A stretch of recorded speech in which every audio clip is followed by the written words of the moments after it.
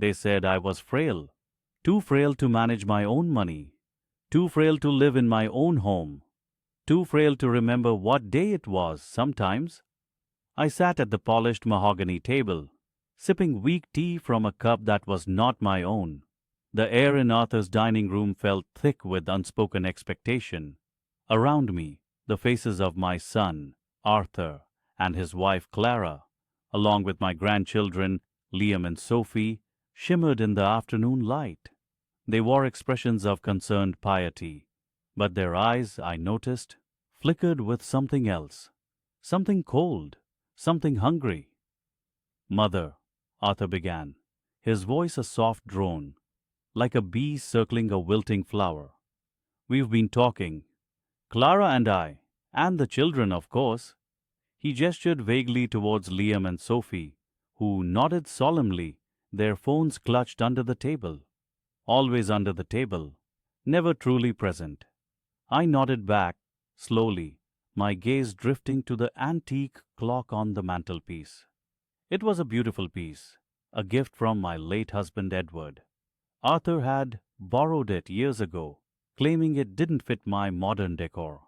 It still chimed the hours, a gentle reminder of time passing and of things lost or taken. "We worry about you, Mother," Clara added, her smile a little too wide, a little too tight.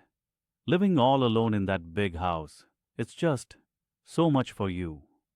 My house, my beautiful house, the one Edward and I had built, brick by brick, dream by dream, the garden where I'd spent countless hours, tending to roses and memories. Now it was that big house, an inconvenience."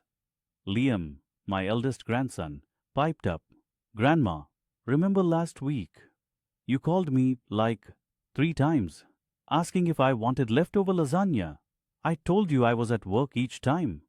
He gave a patronizing chuckle. Sophie snickered into her hand.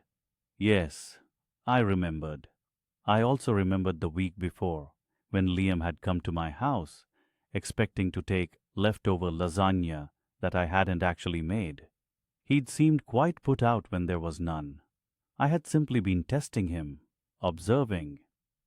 "You're not as sharp as you used to be, Grandma," Sophie chimed in, with a sigh of mock sympathy.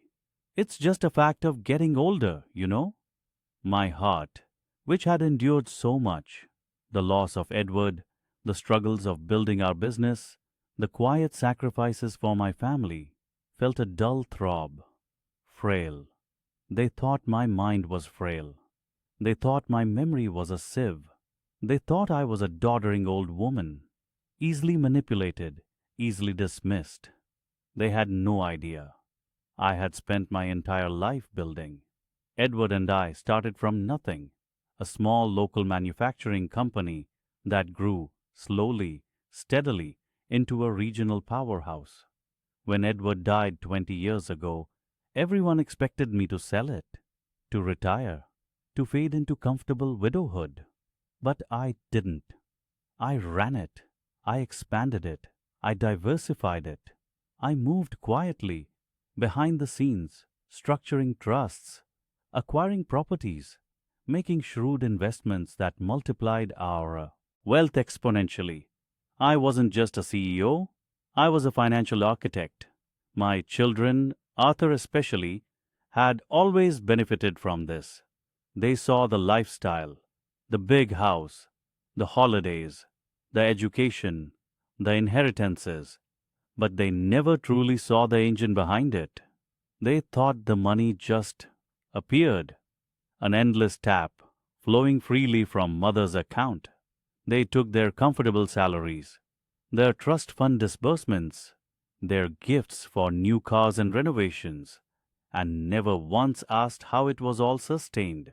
They believed I was a kindly matriarch, whose only talent lay in baking cookies and dispensing modest wisdom. They believed the current success of their own lives, their big homes and expensive vacations, was entirely their doing. They even believed the bulk of their professional investments, the ones they bragged about to their friends, were independently managed. They were wrong, so utterly, fundamentally wrong. I had always been meticulous, every penny accounted for, every contract scrutinized, every investment vetted. I had a system, a complex web of holdings and subholdings, many of them blind trusts, managed through a series of shell corporations and offshore accounts, all perfectly legal, all designed for maximum growth and privacy, and all ultimately traceable back to me. I had set these structures up years ago, partly for tax efficiency, partly to protect the family's wealth from market volatility, and partly, I admit, as an exercise in my own financial prowess. A secret game. I funneled a significant portion of the family's wealth, including Arthur's supposed independent investments, through these channels. I controlled the purse strings, even when they thought they were holding them. Arthur and Clara had no idea that their lavish lifestyle, their children's expensive private schools, even their newly acquired vacation home in Tuscany, were all quietly sustained by the fruits of my mind, managed through accounts they didn't even know existed. They thought they were making smart choices with their inheritance, when in reality, they were just spending allocations I had invisibly provided for them. It was a hidden network, a safety net I had woven for them, out of love, a silent, ever-present force, ensuring their comfort and prosperity, until recently. Recently, the concern had taken a darker turn. It started subtly. Clara would help me sort my mail, casually tossing out what she deemed junk, including, I noticed, some important-looking bank statements and investment reports. Arthur began managing my online accounts, claiming it was too complicated for me. He changed my passwords, always reassuring me he'd be there to help if I needed anything, which meant, effectively, he was my gatekeeper. Then came the discussions about my health, visits from specialists arranged by Arthur, doctors who asked me simple questions and then nodded gravely as Arthur recounted exaggerated tales of my supposed forgetfulness. They talked about memory tests, about assisted living facilities, about safeguarding my assets. One afternoon, I overheard Clara on the phone with a real estate agent. "The old woman's house," she'd whispered. "It's prime real estate. We just need to expedite things a little." My heart hammered in my chest. Not a dull throb this time, but a fierce drumbeat. My home. They were discussing selling my home without even a word to me. That night, alone in my big house, I stared at the ceiling. The indignity, the audacity. They weren't just neglecting me, they were actively plotting against me. They wanted to strip me of my independence, my dignity, and my possessions, all under the guise of care. A slow burn began deep within me. This wasn't just about my money or my house. This was about respect, about a lifetime of work, of sacrifice, being discarded like an empty wrapper. I pulled out an old leather-bound ledger, my private one, not the official one Arthur thought he was managing. In its crisp pages, I had recorded every transaction, every account number, every password, every beneficiary detail for all the various trusts and corporations, including the ones that funneled funds directly to Arthur, Clara, Liam, and Sophie, without them ever knowing the ultimate source. I had set them up to receive monthly dividends and annual bonuses, believing they were from their own smart investments. They didn't know I was the one making those investments on their behalf through a labyrinth of legal entities. They thought they were financially independent, a testament to their own hard work. The ledger was my secret weapon, my silent power. The family meeting continued. Arthur cleared his throat, pulling my attention back to the present. "So, Mother," he said, a forced sigh escaping him, "we've scheduled a meeting next Tuesday with Mr. Davies, our lawyer, to discuss your estate and perhaps a suitable living arrangement." Mr. Davies, the same lawyer who had helped me set up most of those blind trusts years ago, a man who knew exactly who held the real power. I wondered if Arthur knew. Probably not. Arthur preferred to deal with simpler matters, like spending the money, not understanding how it was made. A meeting? I asked, my voice thin, a little shaky. I tried to sound confused, as if the concept was foreign to me. Clara leaned forward, her eyes bright with eagerness. Yes, darling, just to make sure everything is in order, for your peace of mind. Her words were honeyed, but I heard the sting beneath them. For their peace of mind, she meant. For their future. Liam and Sophie exchanged smug glances. They thought they had won. They thought they were about to secure their inheritance. Perhaps even before I was gone. Very well, I said, a faint smile touching my lips. A ghost of a smile. Next Tuesday, I'll be there. I watched their relief wash over their faces. They thought they had cornered the old woman. They thought they were leading me to the slaughter. But they had forgotten one crucial detail. I wasn't just the old woman. I was the spider. And they were caught in my web. A web I had carefully spun, thread by invisible thread, over decades. And on Tuesday, I would begin to unravel it.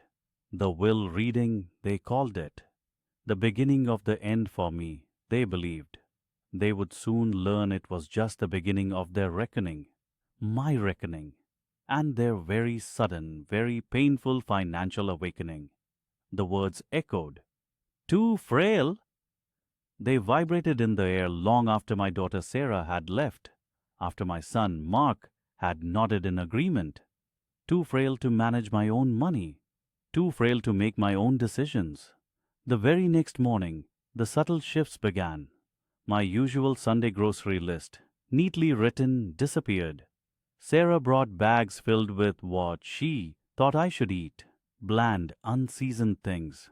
She smiled brightly, a smile that didn't quite reach her eyes. Just helping, Mother. You shouldn't lift heavy bags.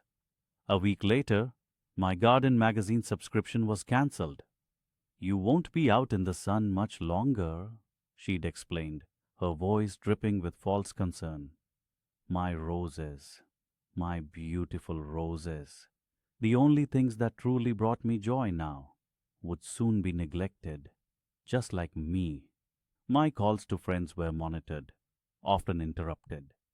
Grandma needs her rest, my granddaughter Amelia would chirp, taking the phone from my hand. I watched them. I listened. They spoke of my small portfolio as if it were a child's piggy bank. They talked of consolidating my accounts, of simplifying my affairs. Their voices, once respectful, now held an impatient edge, a barely concealed eagerness.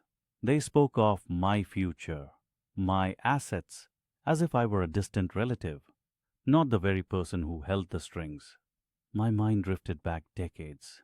I remembered the late nights, the early mornings, the sacrifices, the meals I skipped so my children could have better, the double shifts I pulled to send Mark to college, to pay for Sarah's wedding, every penny I saved, every investment I meticulously researched and nurtured.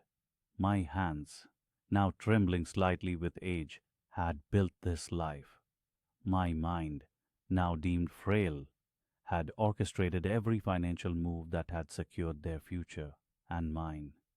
I remembered Mark's first business venture, failed of course. Who had quietly bailed him out? Not his wife, not his bank. It was me. A substantial loan, never repaid, neatly recorded in my private ledger. I remembered Sarah's dream house, the down payment I'd quietly provided, disguised as a gift. They lived in houses I had indirectly paid for, drove cars I had helped finance, educated children with money I had carefully accumulated. The irony was a bitter taste in my mouth. They deemed me incapable, yet their entire lives were woven into the tapestry of my financial decisions. They saw a quiet, aging woman. They did not see the sharp, calculating mind that had navigated markets, outsmarted bankers, and secured fortunes. They saw the facade I presented, the one that nodded, that offered a faint smile, that seemed to agree with their every pronouncement. My son Mark, ever the pragmatist, brought up the house, my home, the one where I had raised them, where memories clung to every wall. Mother, he began, it's getting too big for you. We should consider downsizing. A smaller place, perhaps closer to us. He spoke of it like an inconvenience, a burden.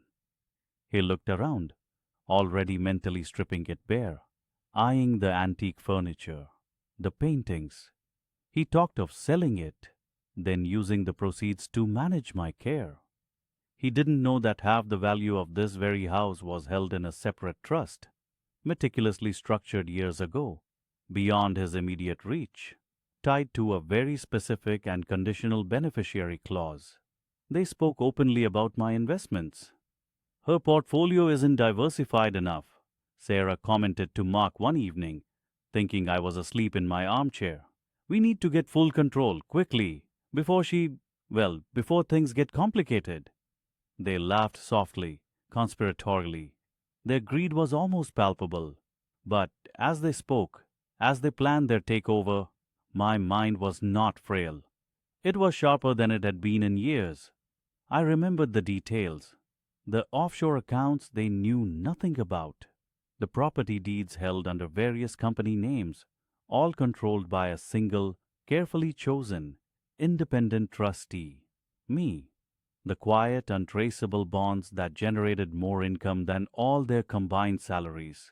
The investment firm that handled their funds, funded by my money, unknowingly reporting directly to me as the primary account holder.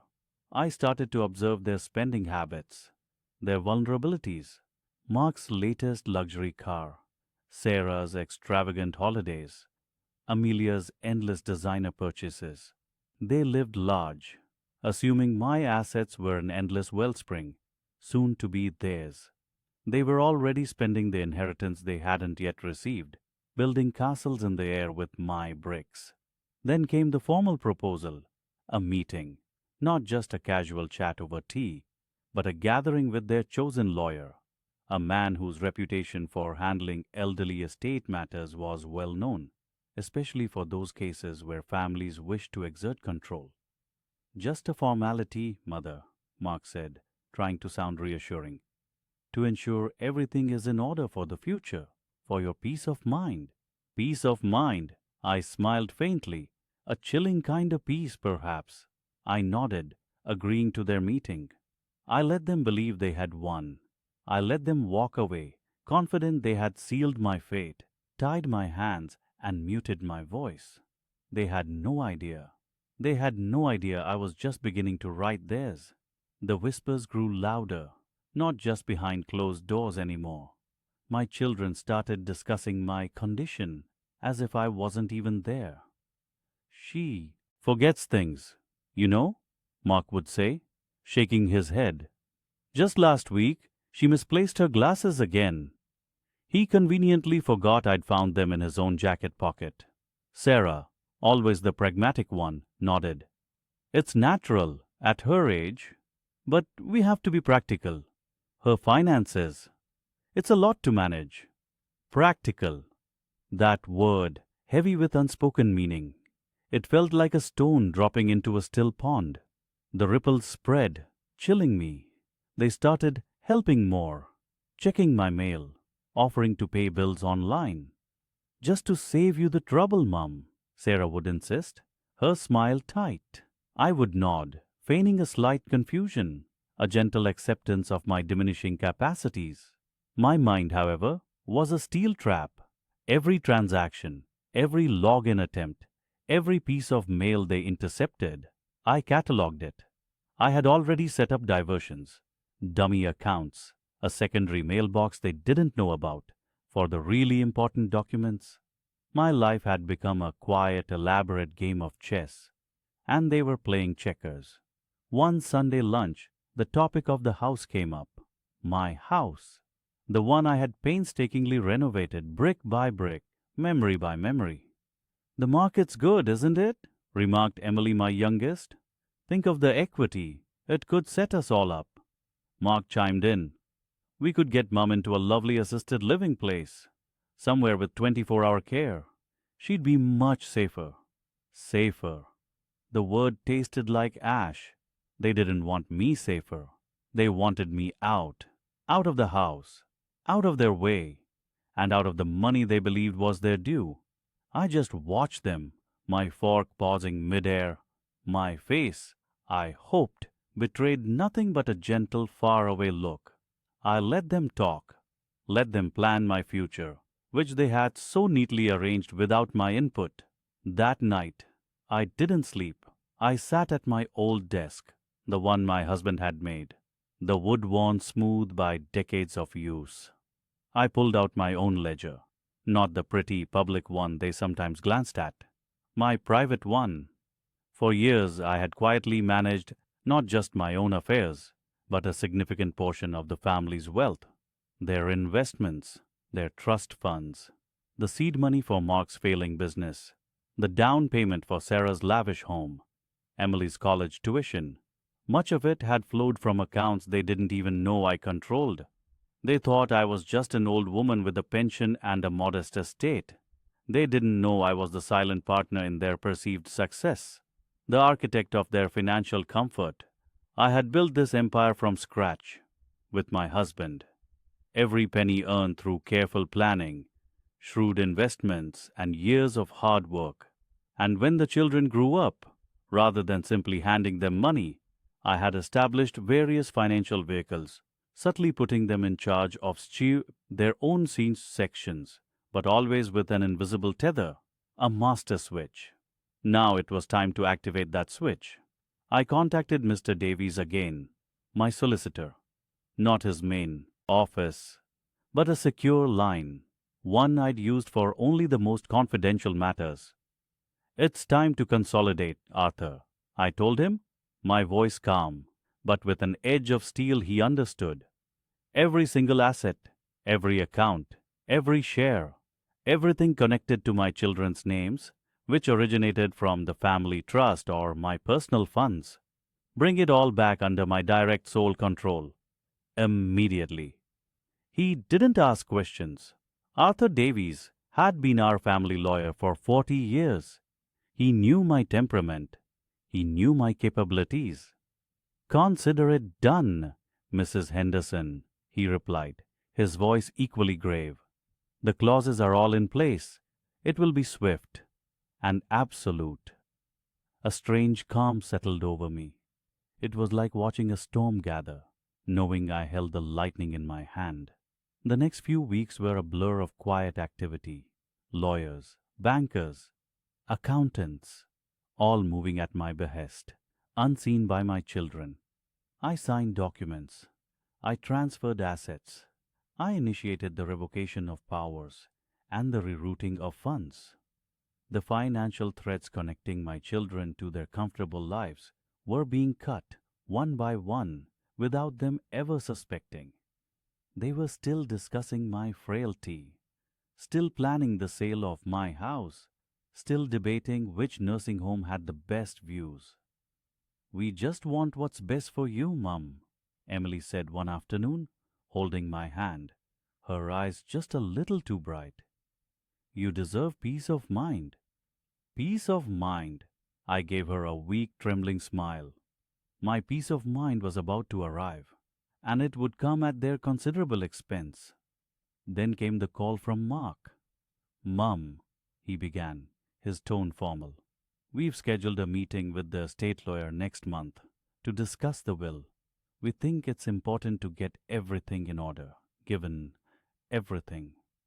He didn't invite me to participate in the discussions, just to be informed, to be presented with their decisions.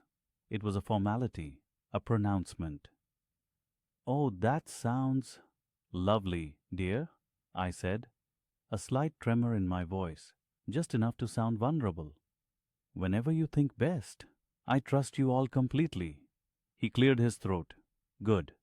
We'll send you the details. Just turn up, Mum. We'll handle everything.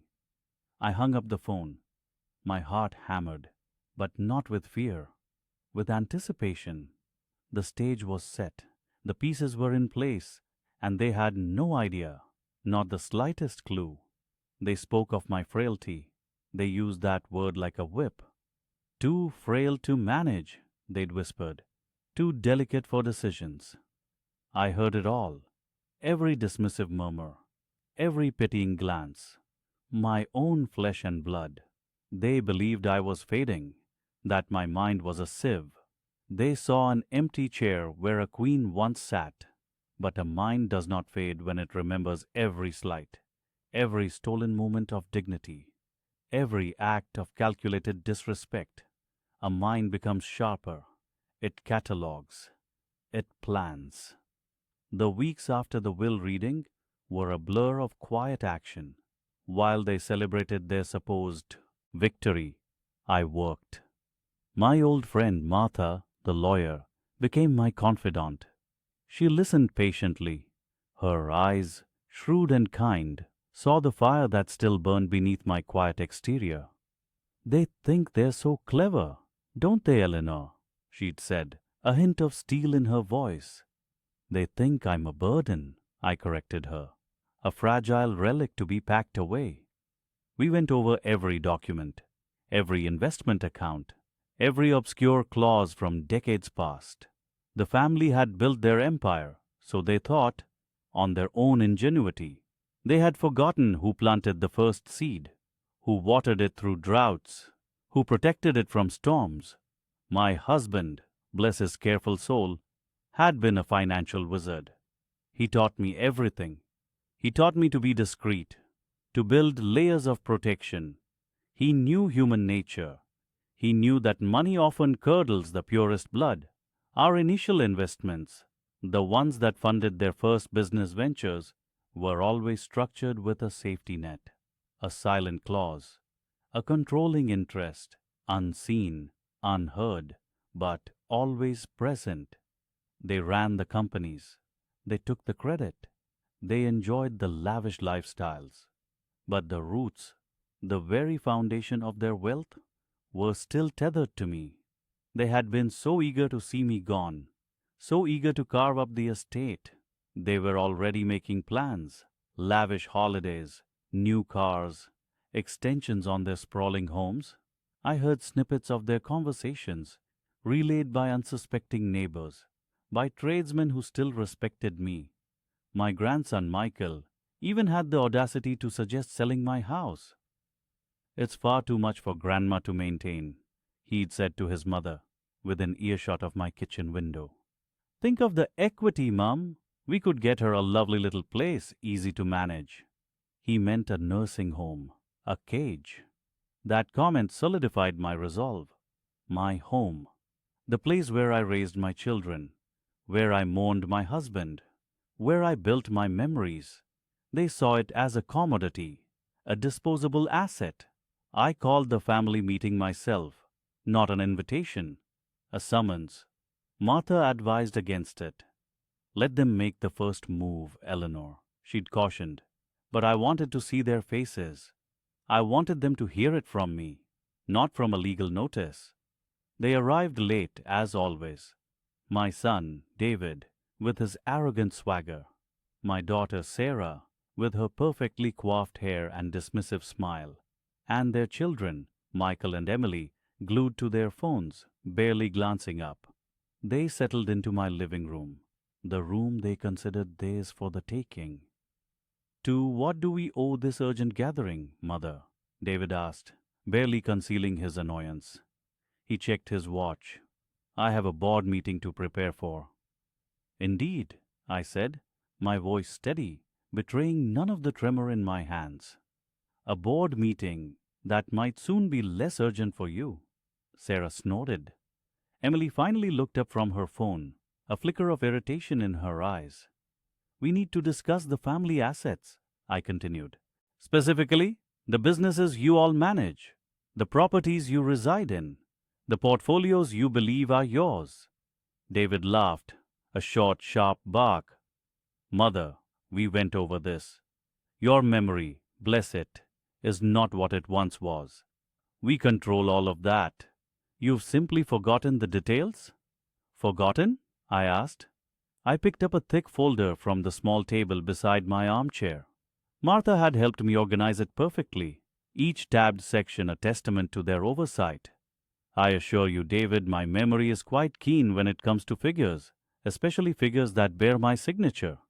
I opened the folder. The room fell silent. They watched me, confused, a hint of unease beginning to cloud their faces. When your father and I started our first venture, I began, my voice calm, almost conversational. We structured it very carefully. He foresaw a future where personal ambitions might overshadow family loyalty. So, he put certain safeguards in place. I pulled out a document, an old yellowed contract. This is the initial agreement for Heritage Holdings Inc., the umbrella company, as you know, that owns a majority stake in all your various enterprises. The one you've always assumed was jointly owned, equally distributed. Their faces began to pale. David leaned forward, a frown creasing his brow. You've assumed incorrectly, I stated, while you held the operational shares. The voting shares, the controlling interest, were always tied to this particular clause. A clause that stipulates my right to revoke, transfer, or claim ownership of those controlling shares should I ever deem the current management detrimental to the original vision of the company. I paused, letting the words sink in. The silence in the room was deafening now. Their smug expressions had vanished, replaced by a mixture of shock and dawning horror. They had always believed they were the masters of their own destiny, the architects of their own wealth.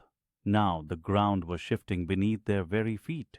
And just last week, I continued, my gaze sweeping over each of them, I executed that clause. With Martha's help, of course. All controlling interests in Heritage Holdings Inc., effective immediately, revert to my sole discretion, which means, my dear children and grandchildren, that everything you thought you owned, every investment you thought was yours, is now mine to decide upon. The color drained from David's face. Sarah gasped, a hand flying to her mouth. Michael and Emily looked utterly bewildered, their phones forgotten. They saw a frail old woman. I saw their future, laid bare before me, their empires, built on sand. And I, the supposed frail one, held the tide in my hands. The game had just begun, and they had no idea how many more cards I had left to play. The lawyer cleared his throat. He looked at each of us in turn, a somber expression on his face.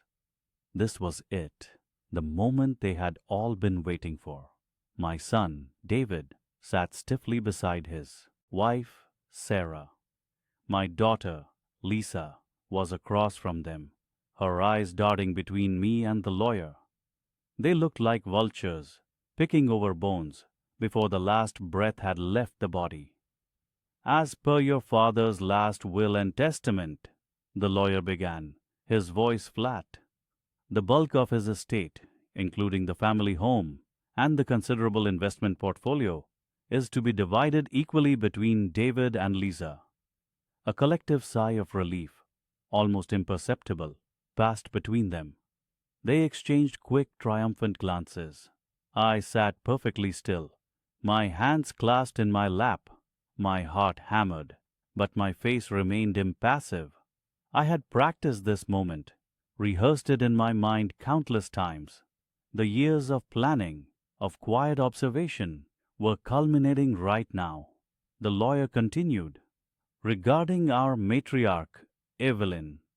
David leaned forward, a condescending smirk playing on his lips. Lisa averted her gaze, a false air of sorrow about her. They had rehearsed this too. It states that due to her current delicate health and the perceived inability to manage complex financial affairs, a modest annuity has been arranged for her comfort and care. This is to be managed by David and Lisa, ensuring her needs are met without the undue burden of financial responsibility. Delicate health, perceived inability. My blood ran cold then hot. They truly believed I was a doddering old woman, incapable of managing my own life, let alone an empire. They wanted me to be dependent, to be a burden they could control, their comfort, their care. It was a thinly veiled attempt to strip me of everything, to make me a ward of my own children, a prisoner in my own fading life. Just as we discussed, Mother, David said, his voice dripping with faint concern. It's for your own good. We just want you to be comfortable. Sarah nodded vigorously. Absolutely, Evelyn. No more stress for you. Just relax and let us take care of everything, Lisa added, her voice a sickly sweet melody. You deserve to just put your feet up, Mom. Enjoy your golden years without worrying about bills or investments. The patronizing tone, the thinly disguised glee in their eyes. It was almost unbearable, but I held it, just as I had held back for so long.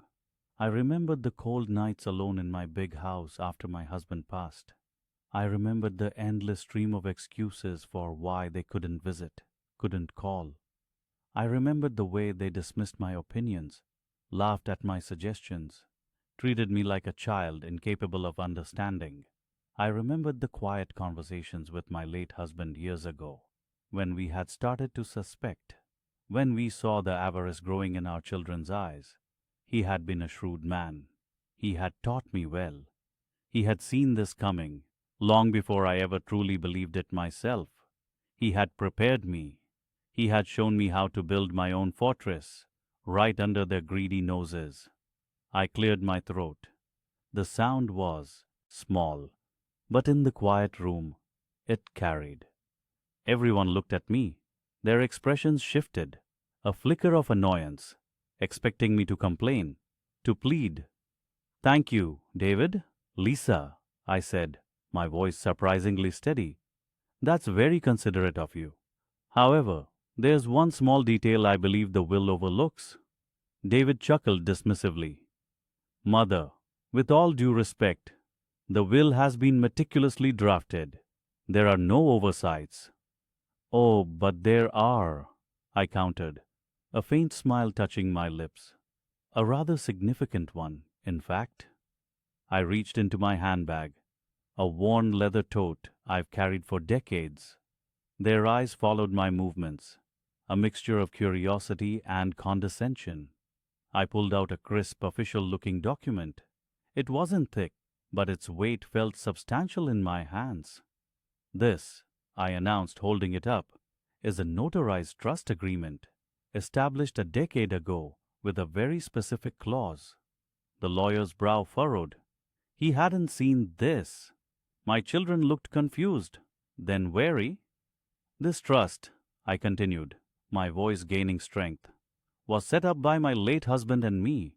It stipulated that all major investments, properties, and significant liquid assets held jointly would, upon his passing, be placed into this trust, with me, Evelyn Peterson, as the sole trustee and beneficiary, with full and absolute control.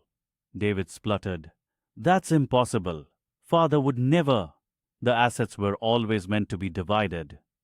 Indeed, David, I said, my gaze sharp, they were meant to be divided, but not in the way you assumed. This trust also contains a frailty clause of its own. I paused, letting the words hang in the air. Their faces were a canvas of dawning horror.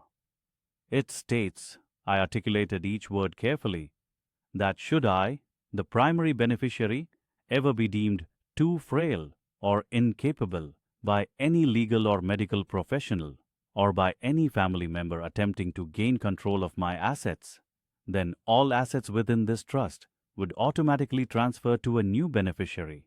Lisa gasped, her hand flying to her mouth. Sarah looked utterly stunned. And who? David managed to choke out, his face pale. Would that beneficiary be? I looked at each of them, my children, my flesh and blood, who had plotted to strip me bare. The silence in the room was deafening. The lawyer was frantically scanning the documents he had. Finding nothing about this, He was clearly as blindsided as they were. The trust details that the new beneficiary would be a charitable foundation of my choosing, I revealed, watching their world shatter before my eyes. Specifically, the Evelyn Peterson Fund for Elderly Dignity and Independence. Their jaws dropped. David leapt to his feet, overturning his chair. You can't. That's father's money, our inheritance. No, David, I corrected him, my voice cold as ice. It was, Arji, our money, your father's and mine. And now, thanks to your diligent efforts to prove my frailty, it is mine to give, and I have given it. The moment you uttered those words, the moment you tried to invalidate my judgment, the clause was triggered. I gestured to the lawyer. I believe you'll find that I registered the final amendments to this trust this very morning before this meeting. The transfer of control is already in motion. All the assets you just heard about, the family home, the investment portfolio, everything your father and I built, are no longer part of his distributable estate.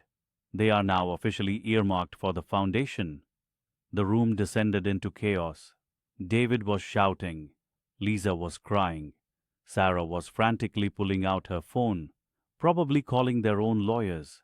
The lawyer, initially stunned, was now scrambling through his briefcase, pulling out his own phone, a look of utter bewilderment and perhaps a hint of professional admiration on his face.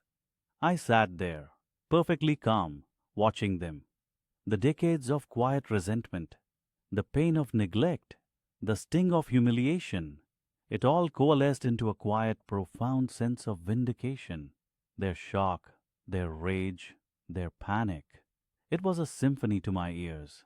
They had underestimated me. They had thought my love was a weakness, my silence a sign of surrender. They had thought I was too frail, too old, too simple. They were wrong. So terribly, magnificently wrong. I have kept careful records, I stated, cutting through the rising din, of every conversation, every medical assessment you arranged, every letter you sent, each attempt to declare me incompetent. Each one now serves as evidence that the frailty clause was indeed triggered, unequivocally. David glared at me, his face contorted with fury. You'll regret this, mother. We'll fight this in court. You won't get away with this. I met his gaze, unflinching. I believe, David, that I already have. You attempted to disinherit me. Instead, you disinherited yourselves from everything I controlled. And I controlled far more than you ever imagined. I stood up slowly, my legs feeling stronger than they had in years. The weight of their expectations, their greed, was lifting. I felt a lightness, an almost youthful energy coursing through me. I picked up my handbag, the one that now felt like a vault of silent power. The foundation, of course, I added, addressing the stunned lawyer, will need a board of directors. And I, as its founder, will be leading it. Perhaps, given your intimate knowledge of the current situation, you might be interested in a consulting role? The lawyer, still reeling, managed a weak nod. He was already seeing the potential legal battles, the media attention, the sheer audacity of it all. I looked at David and Lisa one last time. Their faces were a mixture of pure hatred and desperate fear. They had lost everything, not because I hated them, but because they had shown no love for me. They had dug their own grave with their greed. Now, if you'll excuse me, I said, my voice resonating with an authority they had never heard from me before. I have a foundation to run, and I am far from frail. I turned, walked towards the door, leaving them in their shock and their ruin. The true extent of their loss, the real consequences of their actions, had only just begun to sink in, and my journey, not one of comfortable retirement, but of purpose and power, was just truly beginning. There was so much more to do, so much more to build,